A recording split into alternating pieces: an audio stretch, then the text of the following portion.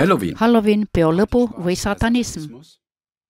Halloween on paljude laste, teismeliste ja täiskasvanute jaoks võimalus tähistada hirmuäratavat ja lõbusat õuduspidu. See on päev, mil lapsed rändavad tänavatel kurja vaime imiteerides ja nõuavad koduukse juures maiustusi selliste loosungitega nagu trick or treat, magusad või kohtlemine. Kõik, kes ei anna küsitavat üle, võivad oodata ebameeldivat kohtlemist või vandaalitsemist. Täiskasvanud esitlevad end õuduspeol, läbilõigatud kaela ning poodides on saada arvukalt peonippe nagu zombi suupisted ning aju ja vedelveri. Õuduspeol pakutakse süüa tükeldatud sõrmevorsti ning üha populaarsemaks muutuvad sellised okultsed praktikad nagu oraaklite, taaro või pendliga konsulteerimine. Kuid mis on selle õudseid olendeid ja hirmuäratavaid tegelasi täis verise festivali algupära? Ja kas liiga kergemeelne lähenemine nendele okultistlikele või õudsetele tavadele võib olla kahjulik ja kuhu see lõppkokkuvõttes võib viia? Neid küsimusi tavaliselt ei esitata või lükatakse need kõrvale kui lõbu pidurdamine. Mis muutub Halloweeni päritolusse, siis üldiselt arvatakse, et 31. oktoobri rituaalid ulatuvad tagasi keldi traditsioonidesse. Väidetavalt ohverdasid druiidid sel päeval inimesi, et austada oma surnute jumalat Samhaini. See komme toodi 19. sajandil Briti saartelt Ameerika idarannikule ja hiljem tuli see sealt tagasi Euroopasse. See arenes väga dünaamiliselt ja tegi aja jooksul läbi mitmesuguseid muutusi. Keldi tavade pidevat arengut tänapäeva Halloweeni tavadeks ei saa ajalooliselt täpselt tõestada. Mida aga saab tõestada, on selged viited satanismile, mille ohvritalitused on toimunud salaja ja tuhandeid aastaid. Seda seost kinnitas ka Shandor Lavey, Ameerika Ühendriikide saatana kiriku asutaja ja ülempreester. Lavey väitis, et ta oli esimene, kes määratles ja organiseeris kaasaegse satanismi. Ta kirjutas 1969. aastal saatanliku piibli, milles on muuhulgas kirjas, et 31. oktoobrit kõigi pühade eelõhtud peetakse üheks tähtsaimaks pühaks satanismis. Okultismi uurija Jack Röper väidab, aastaaeg, mil toimub kõige rohkem saatanlikke okultistlikke rituaalseid kuritegusid, on Halloween.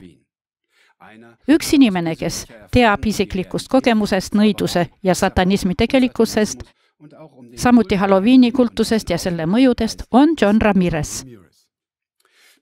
Ramirez kasvas üles New Yorgi Bronxi linnaosas saatanlikus perekonnas. Vaadake meie saadet Põgenemine põrgus John Ramirez, endine satanist, mida hiljem saate lõpus edastame uuesti. Täna hoiatab ta selgesõnaliselt Halloweeni eest.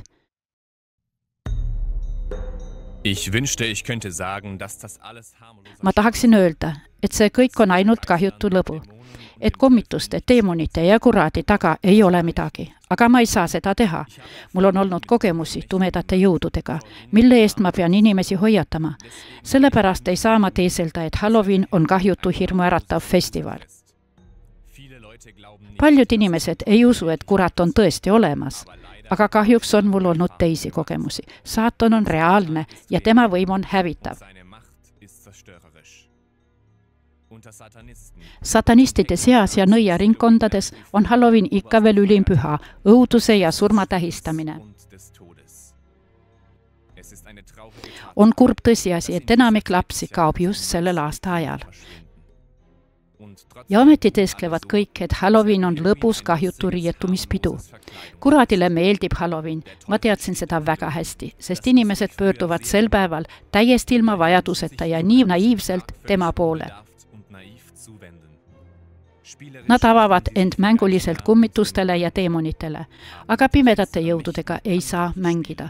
Uskuge mind, voodoo-preestrina oli Halloween mu vaimne tipphetk ja ma olin sellesse täielikult süvenenud. Selle kohaselt ei ole Halloweeni komme meie üritus ühiskonnas mitte ainult mood, mitte ainult äri suviste pakkumiste ja jõulukaupade vahel, vaid päev, mil tegelikkuses harrastatakse julmust. Halloweeni puhul rändavad lapsed pahaaimamatult teemoniteks riietatuna tänavatel, noored saavad teadmatult esimesi kogemusi okultsete praktikate, näiteks kummitustega konsulteerimise kohta, isegi täiskasvanud. satuvad verejanulistes pidudes pimedate jõudude lähedale. Samal ajal pannakse toime ka mujal okultistlikes ja eliitvõrgustikes saatanlikkudes okultistlikke rituaalkuritegusid. Arvukad tunnistused ohvritelt ja loobunutelt, nagu Hollandi pankur Ronald Bernard, on kinnitanud rituaalse vägivalla, inimeste piinamise, laste mõrva ja kannibalismi praktikat. Nüüd otsustagu igaüks ise, kas ta ikka usub Halloweeni täielikku kahjutust või mitte. Halloween glauben mag. Oder vielleicht auch nicht.